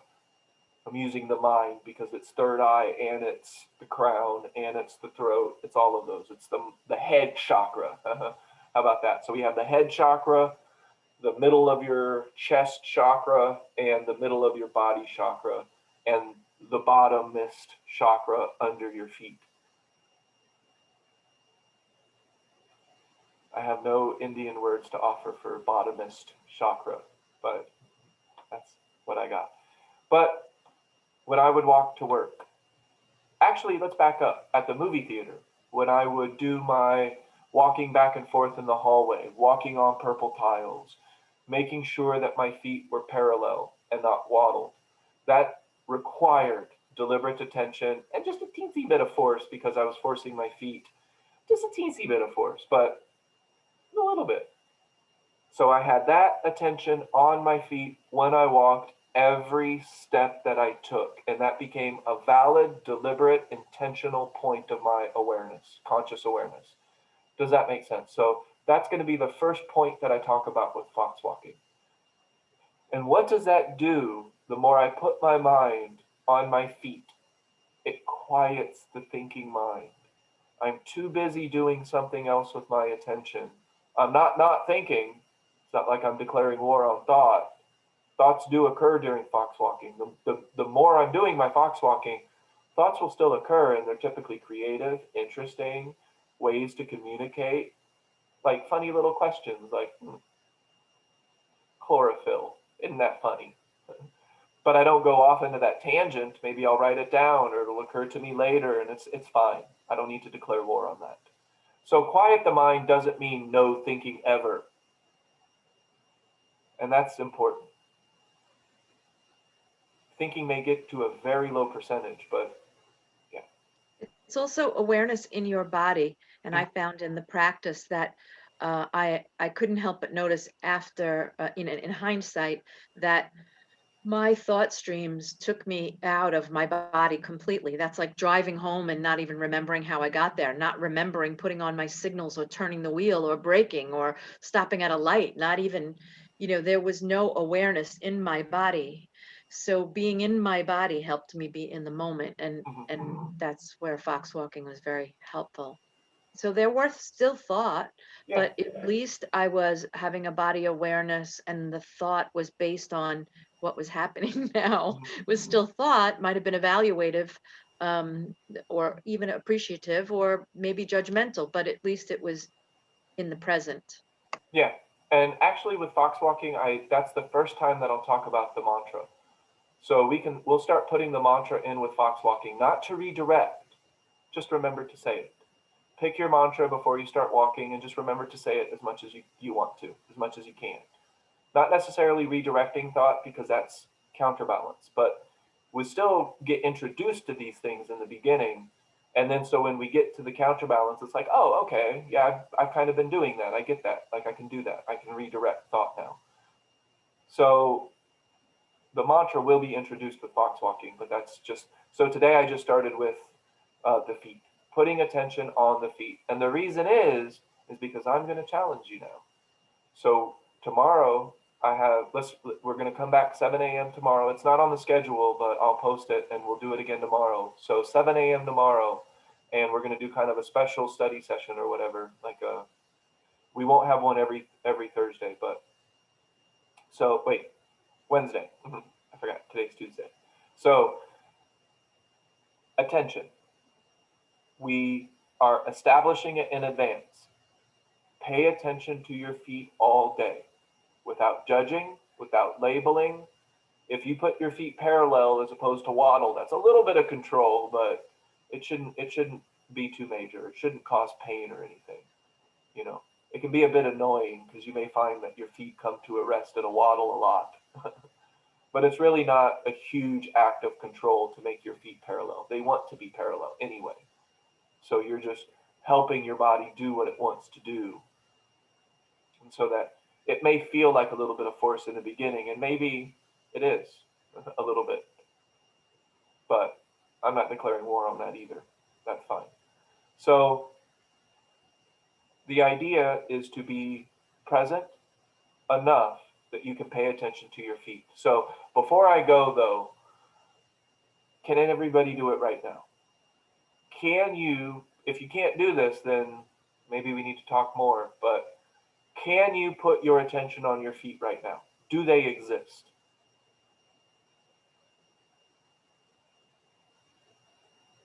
I'm going to say yes. I'm doing it right now. Okay? Jenny says yes. Lauren says yes. And if you're placing it against like the floor, feel your feet against the floor. Yes. Or right now I have my legs crossed, so I'm feeling my feet across my legs as, you know, I'm crossing my legs. Yes. That's fine too. Oh, that's fine. But we have feet and we can feel that we have feet, right? Okay. Now, can we all agree that that can become a valid point of deliberate attention? Agreed. Okay. Maybe you need a note card to remind yourself, though. Hey, that's fine. Maybe you need a buddy system. Maybe Donna's going to give Jean a call about noon and say, are you paying attention to your feet? Because that's our practice today. Ida, you good? Okay, so today, and I'm going to ask you tomorrow, but today we're going to put a lot of attention on our feet. Where are your feet? Exactly. Not trying to, and if your feet hurt, well, let's go somewhere else. Maybe your calf or your thigh. I don't know. I don't want to skip up to Dantian because I haven't explained that yet, but assuming your feet don't hurt, and even if they do, you can still sense into that. Like, yeah. In fact, that's when most people sense into things is when it hurts. There's that Tai Chi master, in air quotes, master, who said that you only know you have a stomach when it hurts. So the idea is, and I call this introspective sensory perception, using the peripheral nervous system. You're sensing into the peripheral nervous system that you call feet. I call feet too. Heel to toe. Can you feel your feet on the ground? Can you feel your feet in your shoe? Can you feel your feet in your sock? Tap your foot if you need to for deliberate attention. That's okay. It is a little bit of force probably, but it's fine. We need a little bit of force to walk at all. Like we have to defy gravity to stand upright. So where are your feet and did you put them there? That's the key. So Jenny, did I get a yes from you? Yep, I did. Okay, so everybody, we know that we have feet. Our feet can be a deliberate point of attention, and we can do it every single time we take a step. So what you'll notice about basic alignment is it really is focusing on things you're doing already. That's a key attribute. We're going to take things that we're doing already, and we're going to start to add deliberate attention around them. And interestingly, though, this can take on both formal practice and informal. You could do a formal walking practice. Every day, you could do it for 10 minutes or 5 minutes, or you can just pay attention every time you put one foot in front of the other. And that's informal practice, taking it with you throughout the day. Yeah, and if you do that, it helps with your pace. Like when you put the focus on the feet, that's when I started to notice, hey, I didn't have a deliberate pace at one point. You know, when you once you put it on there, your pace kind of, you know, you're sensing into it, so it kind of slows down and you have more of a deliberate pace when you are focusing on it. Yes, and so deliberate pace is actually one of the things we'll talk about. So that's one of the points of attention, and I have this all outlined. And now posture is the golden line. And it's a way of looking at your posture, making a small adjustment if necessary, and then going away from force. So the rest of our body, we're not going to do, like the feet, I said, make them, the rest of the body, we're not going to do a lot of that with, because then we'll start to create pain, because we're trying to control and change our posture. So I actually have ways, the hydrostasy practice will address that. And so I can help share a way to improve your posture without trying to manipulate and control it all the time. And it will improve over time as you build your new spider's web. Your new web will include improved posture. Without trying to change it and control it, it can improve on its own naturally over time. Just let it. And so that's really, Lauren, that's why I created the golden line, so that we can check in and then go to P2. You see what I mean? So that we don't just focus and dwell on our shoulders and stuff like that. And 4 modes would be the next practice that we go over in T. So the basic alignment, the first 3 practices: Foxwalking, 4 modes, and deliberate driving. Deliberate driving is one of my favorite. I haven't really delivered that yet. So let's talk about ways to drive deliberately and safely. All right, any questions about the feet and what we're doing today? And then we'll talk about it tomorrow. And I'm going to deliver all kinds of points of attention with Foxwalking throughout the week. Today was the feet, and then we talked a little bit about the 4 modes and all that jazz. But Foxwalking is based around the quote. And in order to quiet our minds, we're going to do all these points of attention that I'm going to describe over the rest of the week. Because you don't just not do something. That's presence and mindfulness in the watcher, and the way that this stuff has been delivered to us in other forms of training and philosophies. And it's just stop the thoughts. Just quiet your mind. Just be still. Just relax. It's like, fuck you. Like, if I could just relax, like I wouldn't be here. Like learning how to relax. Like, what the hell? And the more my teacher would tap me on the shoulder and say, relax your shoulders, the more tense my shoulders would get. Because he wasn't telling me how. Calm down, Ernest. Okay. I used to tell Ernest that a lot when he wasn't practicing. Just calm down, Ernest. It never worked. Oh. But then sometimes they would tell me to calm down as a reflection of their own cognition, and I would tell them if I were any more calm, I would disappear. Like if I were any more calm, I would evaporate into the ether and simply not exist. Like, what are you talking about? He was not calm. Let me just tell you, he was not calm. So yeah, his eyes are like poking out of his, it made him more angry. Or it made him angry, whereas before he was a little, I don't know how you would explain it. Sometimes I get put on a different Excited? standard. I don't know. Sometimes Ernest gets held to a different standard, to where if I even raise, like, even if the octave comes up, I'm angry and Ernest needs to calm down. That's why I would tell Kobe, like, you really need to spend some time with an uncalm dad to see what calm and uncalm is. Like, y'all got spoiled. But yeah, no, definitely. Challenged is a good way to Yeah, explain. challenged. Okay, we use the word challenged.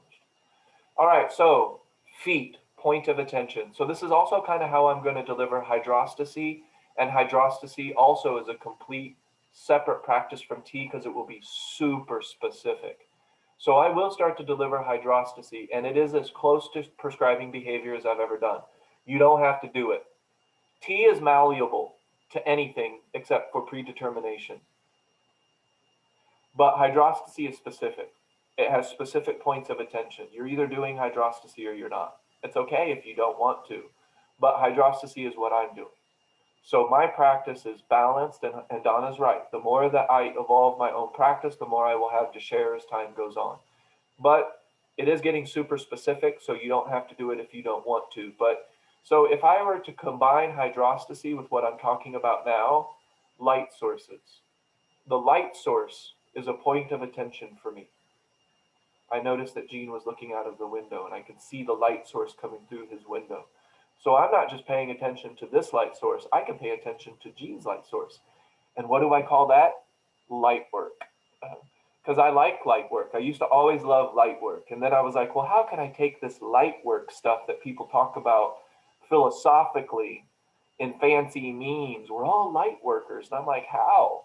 What the fuck are you doing with light? Like, please explain. And it's, oh, we're just working with it. We're all light.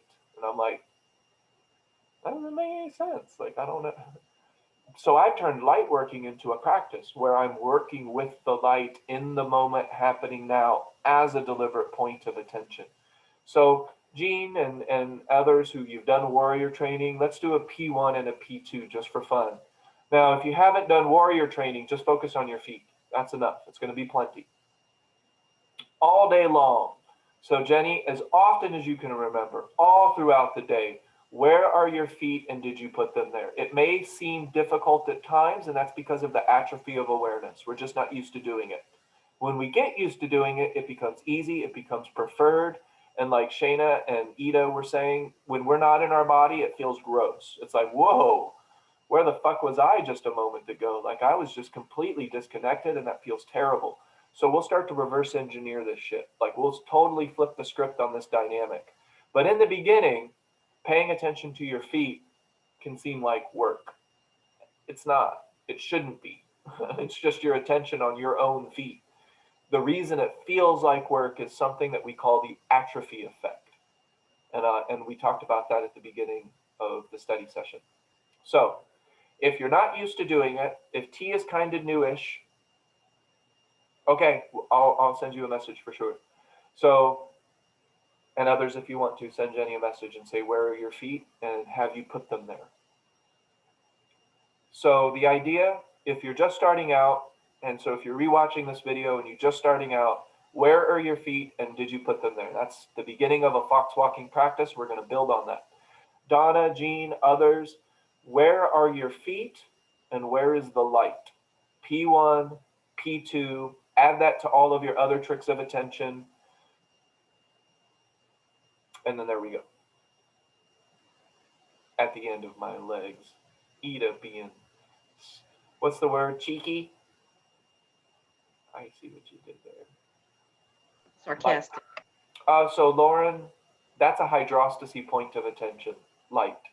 I pay attention to the light. So the light right now is reflecting off the wall. I'm putting my attention on the light source. And I don't have to look into the sun to pay attention to that as a light source. I don't recommend looking directly into the sun, but I can hold it peripherally. So right now, Gene is looking at the screen, but he can still hold the light entering in the window peripherally as a part of his peripheral vision. Sense into the light all around him. So light itself becomes a point of attention. That's one that I hold all day long as a part of hydrostasy. So hydrostasy is kind of a practice that I would only really talk about if you have T experience. Hydrostasy could be something you do from day one. It could be, but I don't want to talk about stuff with hydrostasy. Like I don't want to get into the philosophy and where it came from with hydrostasy. Either you understand it or you don't. If you don't understand it, let's do Foxwalking and talk about basic alignment. Does that make sense? All right, everybody know what we're doing if you choose to. If you don't want to do this, you don't have to, but that is Foxwalking. So, and that's a really good aspect of T. Not a requirement. The only requirement in T is the third pillar. And did you put it there? Are you paying attention to the second ring of power? If so, then that's T. But I'm getting specific now to really help folks out. And then you can make a mantra about your feet and you the could. light. Yes, absolutely. And you could do other things to help remind you. Like you could put note cards, you could put, different things in different places. You could notice different types of light, sunlight, artificial light, blue light, purple light, all kinds of light. Neon light. Neon light. Mm-hmm. And sometimes it is fun to differentiate the light with words. Not because you're trying to control, but just because instead of going against words, you can use words. So I could say, this is neon light. This is a shadow. Yes. And so, Gene, just indulge me for 1 second. If we are going to do a hydrostatic practice, you will pay attention to both. They will balance each other, shadows and light, inside and outside. You see what I mean? Hydrostasy is fundamentally based around balance. So are those points of attention. The points of attention are to balance each other. So Gene jumped ahead a little. Oh, now we're getting really groovy. Reflections of light. Heck yeah. That's all valid. I love them. Oh, isn't that great? Yes, that's a different type of light, the light of attention. Oh, that's really groovy, Ida. Complementary angles. And then the mantra to help reinforce it all. Yes, perfect. Changing light, transitioning light, moving light, waning light from bright light, dim light from vibrant light. Yes. See, isn't that fun? That's light work. Golden light. Ah, I like that. How about, this is a special one, and you can't see this all the time, but moonlight shadows on snow. That's actually quite a unique color. It's kind of bluish. It's like a bluish kind of light. It has an interesting hue to it. So if the moon is bright enough and it's shining in the night sky, and you see the shadow of the tree on the snow, it has like a bluish, just really magical type of quality to it. That is kind of a limited point of attention though, because it requires like 5 things. But if it's there, it's there, you know. Slightly evocative feel. I don't know. To the bluey, purpley moonlight on snow. There's Yes. a kind of an eerie, almost feeling about it. Mm-hmm. So and then we'll get out of here. So, but when I was walking in the restaurant doing that video of walking through the dark, I was collaborating with the essence of light, because there is no such thing as no light. It's just light that our eyes can't see. So when you're in a dark room, you are being exposed to microwave cosmic background radiation. Right, Gene? All pervasive radiation that permeates the entire galaxy. That's light. It's just light our eyes can't see. There's no such thing as darkness. Our mind has just invented that as a contextual opposite. So what we call darkness is just can't see. That's it. See, can't see. But we call it lightness and darkness. And that's actually just a description of our experience, not a description of the absolute. There is no such thing as empty space. There is no such thing as darkness. Every single corner of this galaxy is filled with vibrant light. It's just light that our eyes are not capable of perceiving. And that's okay. That's fine. I'm not mad at that. But I intuited that walking through the darkness, and that helped me to not be afraid of the dark. I'm like, why do I need to be afraid of the dark? It's just light I can't see. I'm just not able to see the objects. I might be afraid of bumping into shit, but I shouldn't be afraid of the darkness itself. Like, what the hell? That doesn't make any sense. It's an irrational fear. Does that make sense? That really just took light and how you can work with light into many different dimensions. I really like that. That's a little bit more of accumulated practice though, you know. Got to be careful with that. Don't hustle yourself, is what I mean.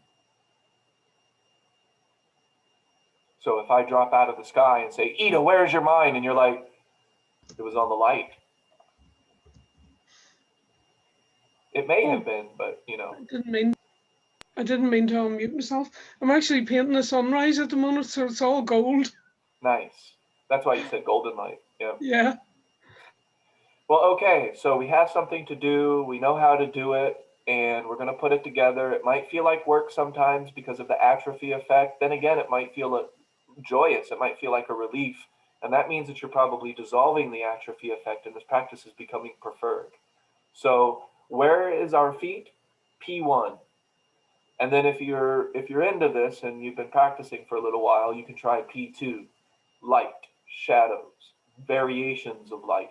And now you have a P1 plus a P2, and that will divide R, and you'll find more flow today. More relaxation, more calmness, more peace. You may be a little tired and still peaceful. You may be a little sad and still peaceful. Do you see what I mean? As a result of the practice. All right, well, I will see you guys again tomorrow. Let's do this again at 7 a.m. and we'll do the recording. I'll upload I'm going to do a lot of uploading today. So I'm going to upload to the website and upload to the podcast. So in terms of rewatching. And there's Gene's note card going into his pocket. Hell yeah. And so I'm going to put on this. This will be my object of power, because object of power is a part of hydrostasis. So I'm going to put on my object of power, and whenever I feel this, I'm going to pay attention to my feet and light. I will do it. And we've determined it at the beginning of the day. So now you can't hustle yourself. You're either doing this or you're not. Yeah, I paid attention to Neo's feet. He doesn't like it. No, he doesn't. He He's doesn't like, like those are his my feet feet. touched. He No, has the softest feet in the world. Like they're so soft, and I touch them a lot. He He doesn't does like not like that. No, he's like, those are my feet. Why are you touching my feet? Nobody asked you to touch my feet. Humans have the audacity to just think that we can just go touching a dog's body parts anywhere we want to. We can touch their head, we can touch their neck, we can touch their feet, touch their belly. Like, who are we? You have to ask permission, Shayna. He does like his belly rubbed. He will give you permission for that. He'll open his leg up and be like, yes. I don't know about that, Donna. I can see, yeah. Yeah, Have a- time out. All right, so I'll see you guys tomorrow, 7 a.m. Have a good morning, and let's all remind Jenny to pay attention to her feet. I'm down for that, so I'm going to send a couple messages today. Where are your feet, and did you put them there? The answer is yes or no, at least 2 degrees, but the answer is yes or no. All right, I will see you guys tomorrow. If you have any questions, comments, concerns, otherwise tomorrow, I will also start to talk about some other points of attention in the Foxwalking practice. Today was really just feet. And the more we do this, the more the mind quiets. There's less words because we're so busy doing everything else. There may still be a lot of words, but less words when we're doing it. All right, I will see you guys tomorrow. Thanks for hanging out. Appreciate you guys. Okay, thank